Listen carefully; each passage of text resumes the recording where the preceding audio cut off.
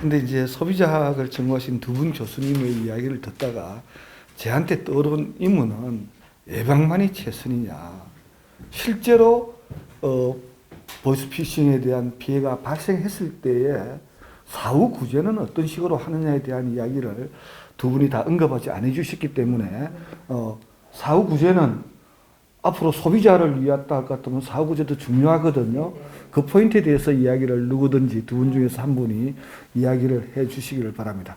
자, 일단은 각자의 발표와 토론을 다 듣고 난 제 종합적인 생각을 잠깐만 이야기를 한다고 하면은, 이 똑같은 주제를 대하더라도 전공에 따라 가지고 보는 관점이 다양하구나.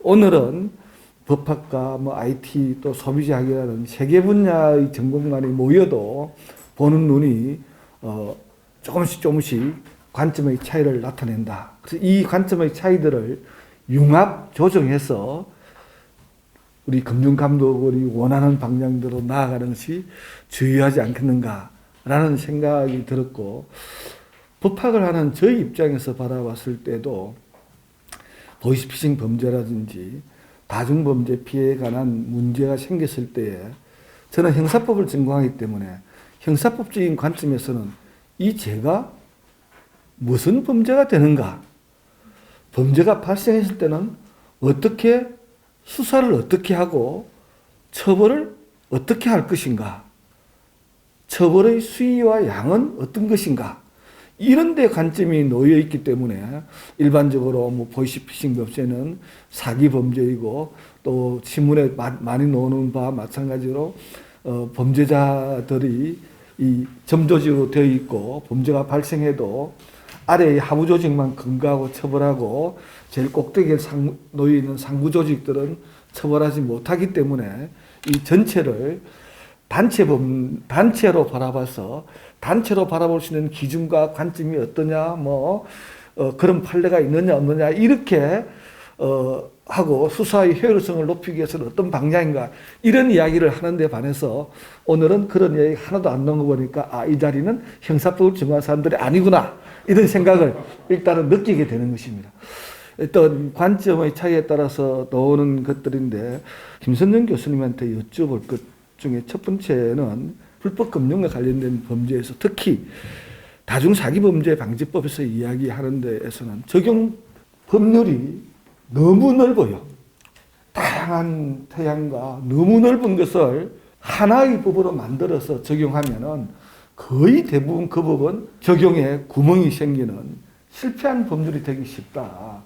그래서 아까 첫 번째 우리 신 변호사님께서 이야기하신 바와 마찬가지로 적용 대상을 어떻게 할 것인가. 다시 말할 것 같으면은 만약에 다중사기범죄방지법이 통과된다 할 때는 이 법의 실효성을 높이기 위해서는 어떤 방식을 취해야 되느냐, 이거 한번 질문을 드리고 싶어서 사회자가 말이 많으면 안 되는데 그 말을 한번 던져봅니다. 실효성을 높일 수 있는 방안. 아까 잠깐 말씀드렸던 것 같은데 이 법의 성격이 뭔가 다중사기 범죄 이렇게 하면 결국 형사법이 되는 거죠. 형법의 문제가 되는데 거기 또 보면 입증 책임의 문제 이런 게 들어가면 또 형사소송법의 문제가 되고 집단 소송이다. 이건 저 민사소송의 문제가 되고 이 징벌적 손해배상 하면은 또 민법의 문제가 되고 이게 금융이 뭐냐 또 넓게 보면 상법의 그래서 법의 성격을 좀 명확하게 해야 되는데 그렇지 않고 이거 저거를 막 모아가지고 하다 보면 여기에 이제 몰수라든가 이런 이제 형벌적인 것도 들어가지만 또 과징금, 행정법의 문제가 들어가고 손해배상. 그래서 조금 그 법의 성격을 포커스를 잡아야 되지 않을까 이런 생각이 드네요. 그건 이제 앞으로 이 법이 얼마만큼 실효성이 있고 정말 이 법이 해야 될 영역이 뭔가를 찾아내는 작업이 선행돼야 된다. 제가 이렇게 말씀드릴 어떤 법이다 먹으러 가야 된다라고 말씀드릴 수는 없을 것 같고 일단 입법 제한이 됐으니까 그런 것에 대한 충분한 논의가 좀 필요하다. 이 말씀만 저는 좀 드릴 수 있을 것 같아요. 예, 감사합니다. 그리고 장강호 교수님 아까 제가 이야기한 마이너리티 리포트에 대한 예. 혹시 단상이 있으신지. 예. 그 얘기를 정말 많이 듣습니다. 교수님. 많이 듣습니까? 저는 갑자기 떠올랐는데. 마이너리티 리포트 아니야 이런 얘기 정말 많이 했습니다. 이게 이제 그런 우려가 이렇게 규칙을 다루는 교수님들과 그다음에 이제 공공기관 성과를 내는 것보다 비판을 안 받아야 되는 공공기관의 특성에서는 이제 그런 우려를 이제 당연히 하십니다. 그런데 이제 정말로 예방을 하려면 어떻게 해야 돼? 이런 측면에서는 당연히 요새 어떠한 사회 현상도 기술적 해법이 무엇인가를 생각을 해야 됩니다. 그러면 기술적 해법이 무엇인가 생각하는 데 있어가지고 큰 틀에서 바라볼 때 아주 크게 통합적으로 바라볼 때 하는 시각도 참 중요합니다만 이제 저희는 항상 논의를 구체적으로 하고 싶습니다. 어떤 데이터를 어느 범조로 누구가 사용해서 어떤 효과를 내기 위해서 그러면 이제 법에 위반이 되나 안 되나 그다음에 이 데이터를 공유할 기관은 어디하고 어딘가 어디까지 보는 것인가 그러니까 즉 금융범죄 데이터에 인공지능과 빅데이터를 적용하여 분석한다 이런 말이 사실은 이제 저희한테 너무 이렇게 그런 얘기에서의 논박을 따지면 안 된다는 너무 거죠. 식상하죠. 예. 그런 얘기 차원에서의 논박을 하면은 사실 결론이 안 난다는 것입니다. 그러니까 금융감독원과 경찰의 수사 데이터를 결합한다. 법적 성격이 수사 목적으로는 가능하지? 오케이, 그러면 됐어. 자, 그 다음에 서로가 그것을 어떻게 처리하는 것이 현재 절차법상에 오프라인에 존재하는 것을 온라인으로 처리하는 거니까 일단 법적 조촉사항은 없지? 오케이, 그러면 됐어. 이제 이렇게 하나하나를 짚어가서 해결하는 것이 실제 문제 해결을 위한 시스템 개발을 위해서 좋은 것이죠. 그러니까 되도록이면 항상 대화를 할 때 그렇게 해나가려고 노력하고 근데 다만 이제 아직 이제 천천히 이제 좀 더 그런 논의에 익숙한 시기가 되는 것이 아닌가 생각합니다. 그렇게 좀 더 그런 논의에 익숙해지고 뭔가 조금 듣다가 좀 여전히 복잡한 것 같은데라고 하더라도 끈질기게 붙잡고 얘기를 해야 되는 것이죠. 사실 형법 법률도 굉장히 많은 하위 전공이 있듯이 빅데이터 분야라고 하지만 빅데이터 분야도 굉장히 많은 하위 전공이 있고 그 하위 전공 중에서 의사소통이라는 하위 전공이 있더라고요. 깜짝 놀랐습니다. 그러니까 저도 몰랐는데 저 사실은 이제 전공은 행정학이고 현직 경찰관이기 때문에 누가 보면 이제 제가 무슨 IT 전공 전혀 그런 소용도 없습니다만 그러니까 제가 평소에 하고 다니는 게 그런 일이더라고요. 그러니까 즉 데이터 기반 의사결정, 증거 기반 의사결정을 하고 있는 현재에는 우리가 좀 더 그런 의사소통을 좀 더 활발하게 하는 훈련을 계속했으면 좋겠다. 이게 이제 소감입니다. 예. 제가 또 주제 넘게 한마디 더 올린다 할 것 같으면은 항상 정보는 수집하고 분석하고 저장하는 데만 몰두할 것이 아니라 정보의 폐기와 모집한 정보를 필요한 곳에 서고난 뒤에는 언제 어떤 방법으로 폐기하고 없앨 것이냐 이것이 그 정보의 수집 대상자들한테는 너무나 중요한 사항이기 때문에 범죄 피해를 위해서 모으는 데만 집중하지 마시고 모아둔 정보는 규정을 만들거나 자료 협력을 하거나 하더라도 이거는 언제든지 어떤 방식으로 어떻게 폐기하고 없앤다. 그래서 실질적으로 모든 국민들한테 피해가 돌아가지 않도록 한다는 생각을 하시면서 작업을 진행해 주시면 더 좋겠다는 생각을 개인적인 차원에서 드립니다.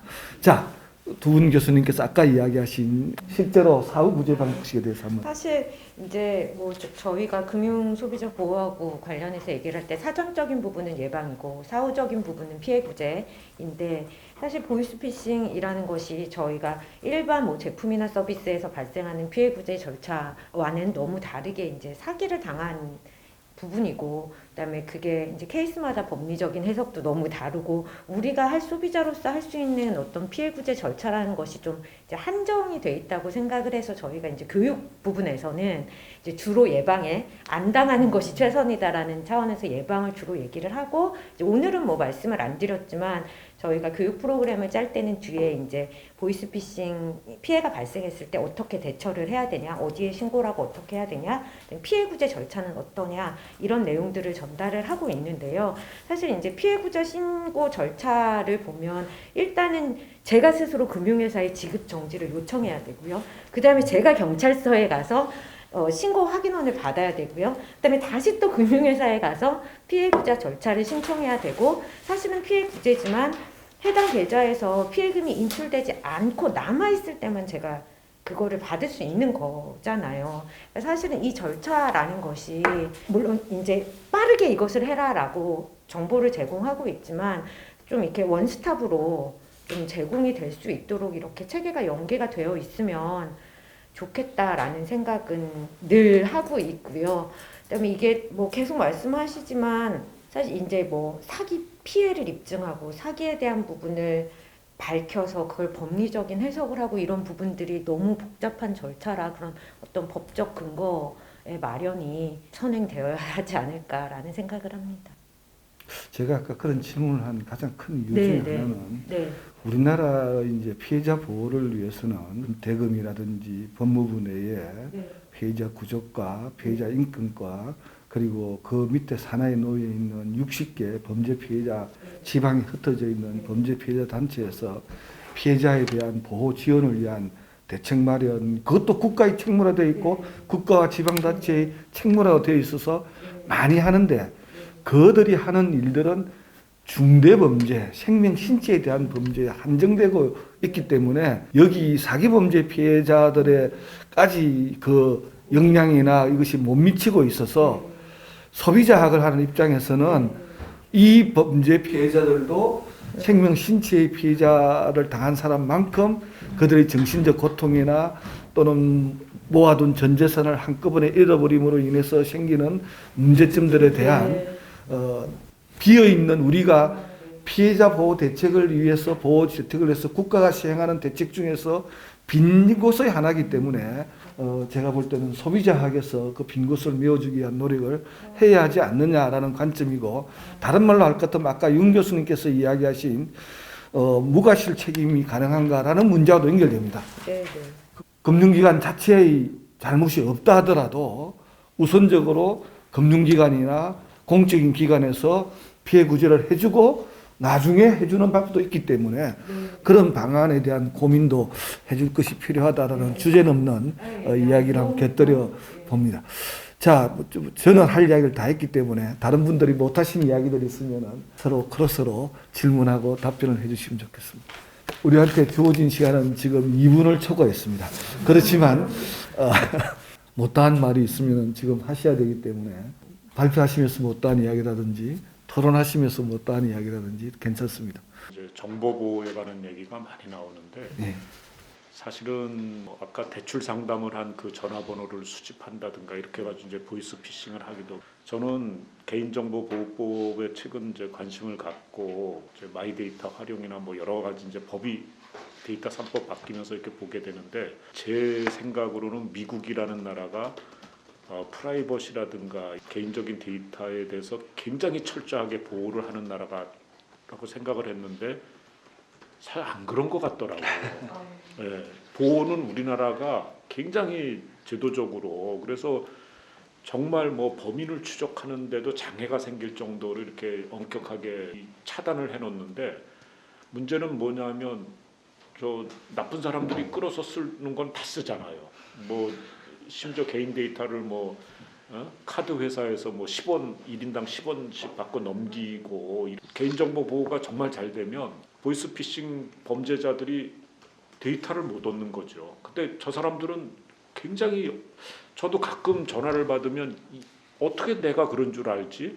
이런 약간 벌거벗은 모습 같은 느낌이 들 때가 있거든요. 그래서 그런 것들이 정말 필요한 데는 제대로 쓰이고 공유가 되고 좀 필요하지 않은 곳에는 넘어가지 않도록 하는 그런 이제 정책, 법률 이런 것도 좀 필요하지 않은가 이런 생각이 좀 들고 마지막으로 국장님이 말씀 이렇게 해주시던지 하면은 제가 마무리. 뒤에 계셔가지고 못 뵀습니다. 예, 국장님 보고 부탁드립니다. 저는 이제 오랫동안 IT 감독 분야에서 일을 했었고요. 보이스피싱도 어떻게 보면 이제 최근에 그 디지털 전환 추세에 맞춰서 IT적으로 좀 예방을 해봐라 그런 측면에서 저를 이쪽 부서에 보낸 것 같고요. 그래서 이제 오늘 그 세미나 할 때 사실 이제 불법 금융 예방 관련해서는 기존의 이제 법 제도적인 측면도 필요하지만 IT적인 측면에서 그런 쪽의 예방을 위해서 이제 저희가 IT 세션도 따로 넣어가지고 진행을 했습니다. 오늘 그 박한민 교수님께서 잘 그 자장을 잘 하셔서 오늘 세미나가 좀 잘 된 것 같고요. 그래서 여러 교수님들 자료 준비라든가 이런 걸 또 열심히 해주셔서 저희한테 나중에 이제 제도 개선이나 실질적으로 예방 활동에 많은 도움이 될 것 같습니다. 오늘 그 긴 시간 이 어려운 환경 속에서도 열심히 해주셔서 정말 감사합니다. 예, 감사합니다. 감사합니다. 자, 이제 마치겠습니다. 고생 많으셨습니다.